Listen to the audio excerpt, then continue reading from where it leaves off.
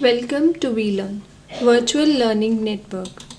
This is session number 9, Industrial Sickness.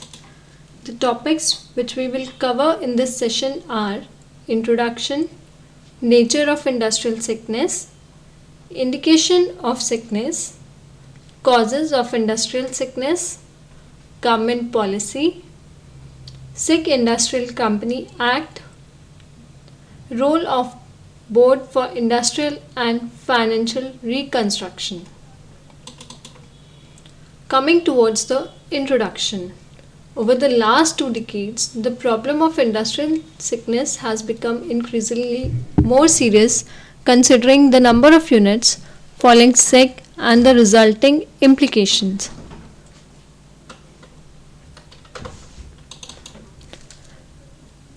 Next is nature of industrial sickness. Industry is said to be sick means that all is not working well with the unit.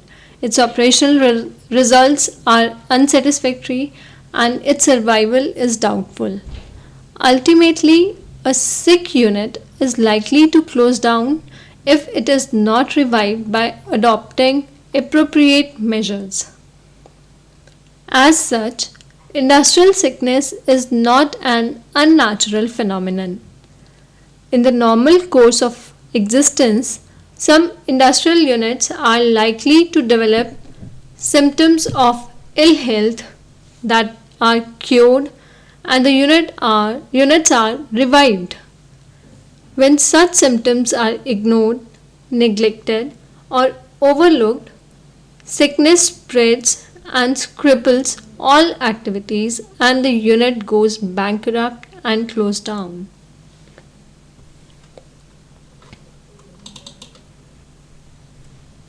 Next, what are the main indications of sickness? How we feel that the industry or the firm is becoming sick. So, following are the indicators which shows the industry is sick.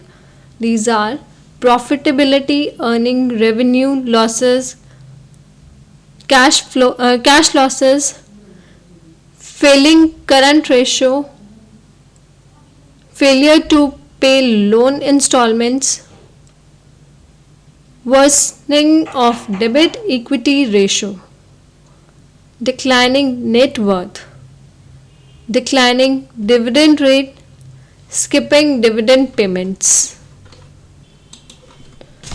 For small scale industrial unit, capacity utilization of less than 50% of the highest achieved during the preceding 5 years is considered to be an indication of incipient sickness. Other indications may be revenue loss, problem of short-term liquidity, etc. These indicators are actual sickness. These are erosion of net worth by 50% or more, default in payment of loan installments, or closure of the unit for 6 months or more during the previous year. There are also some limitations in which shows the which act as the financial indicators of sickness. These are: number 1, financial information about companies are available to the public in the annual reports which are neither adequate or reliable, as there is considerable scope for discretion in adopting accounting principles and standards. Number 2, financial indicator reveal ill health when sickness has already set in and hence are not well suited for detecting incipient sickness.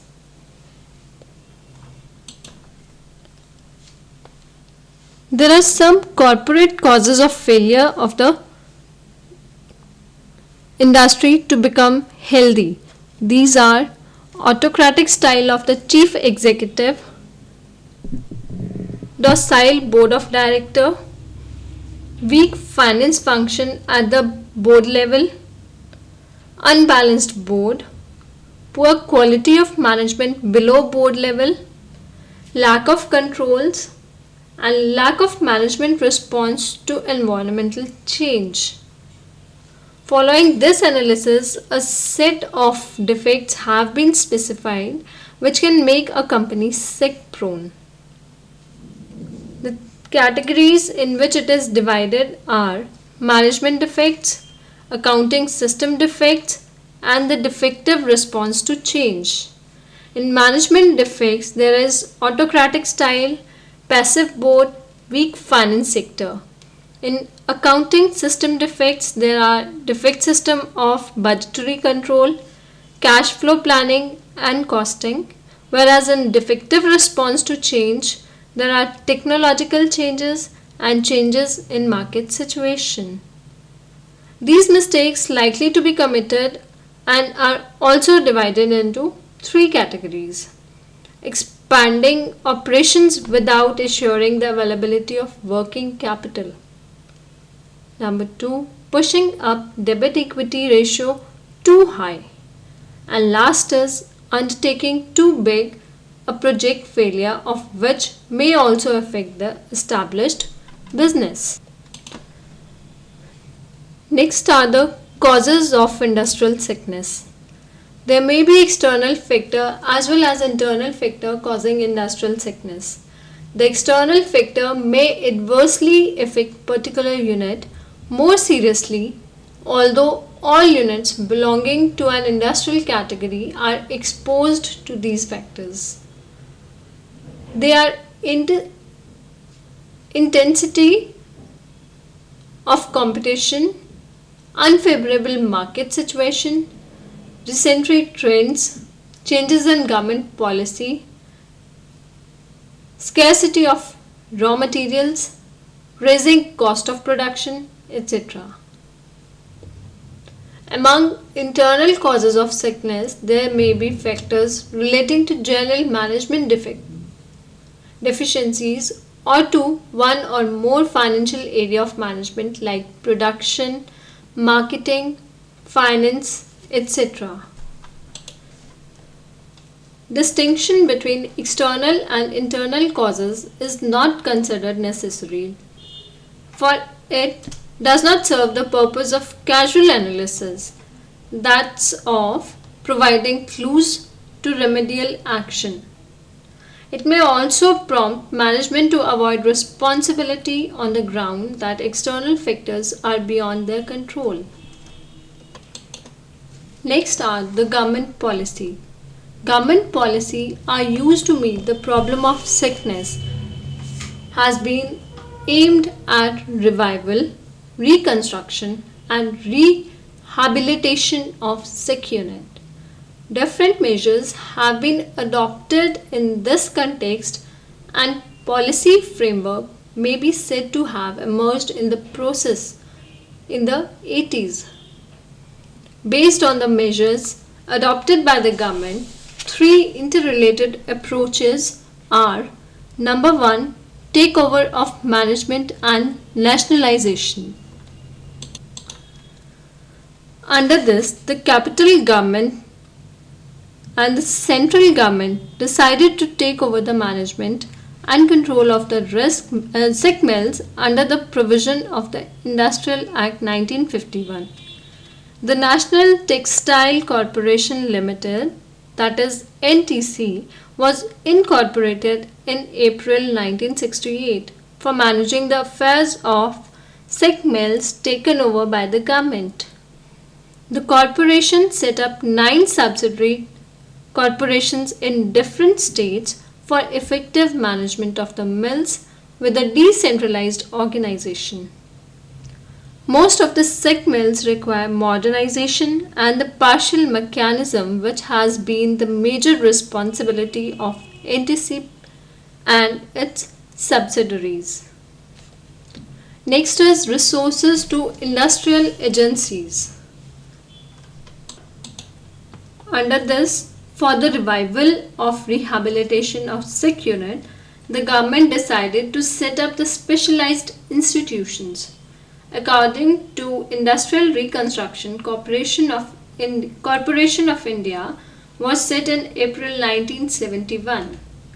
The IRCI was empowered to undertake the following functions. These functions are: number 1, to provide financial assistance to SICK industry unit; number 2, to provide managerial and technical assistance to such units; number 3, to secure the assistance of other financial institutions and government agencies for revival and rehabilitation of SICK units; number D, to provide merchant banking services for amalgamation merger; number 5, to provide consultancy service to bank on matter relating to SICK industrial unit. Under this, the government also introduced several schemes for the revival and rehabilitation of SICK units. These schemes are soft loan schemes, merger schemes, margin money scheme. Next are the policy guidelines and framework for administrative ministers. Under this, the government policies are just to meet the problem of industrial sickness and to revive them. The government has become more serious during the 70s of the 21st century.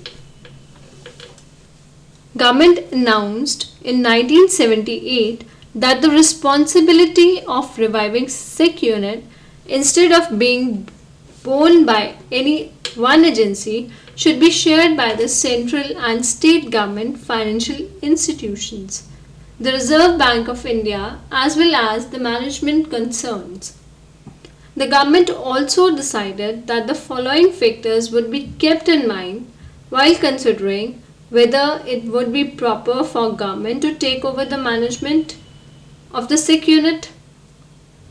These are: number 1, the amount of additional capital to be invested in relation to the number of employees; number 2, the amount to be invested for rehabilitation compared to the cost putting up a new plant of the same capacity; number 3, what is the probability of the unit becoming commercially viable within a reasonable period in the light of likely contributions to be made by the state government and financial institutes for discharging past liability and by labor towards viable operations; number 4, the extent of cooperation of the participants in the scheme of revival.